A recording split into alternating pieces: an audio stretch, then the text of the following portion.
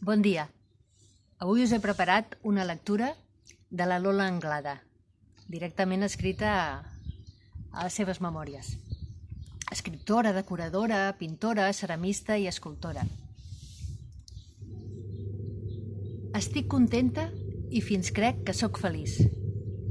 He començat creient-me feliç i havia de dir alguna cosa millor, que sóc molt feliç. El meu estat espiritual és tan afalagador que em sento coratjosa, ben situada per encalçar el meu castell d'il·lusions. Estic satisfeta de mi i crec en mi per damunt de totes les coses. Tota jo sóc alegria. Ja he assolit el meu anhel. Crec no penedir-me del meu fer i cada dia estic més contenta de mi mateixa. Això sí, no puc obrir el meu cor a ningú.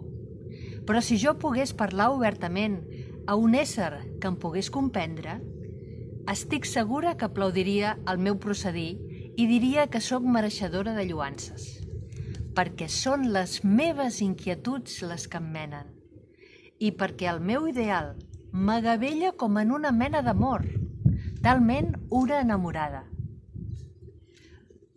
L'he extret d'aquesta recopilació de memòries, de textos, documents, cartes i diaris de les memòries de Lola Anglada, 1892-1984. Això que he llegit ho va escriure l'any 1921. 1921, farà 100 anys. Quantes de nosaltres podem sentir el que ella ha comentat? La pregunta és, això ho va escriure en una residència de dames i senyoretes. De quina ciutat europea?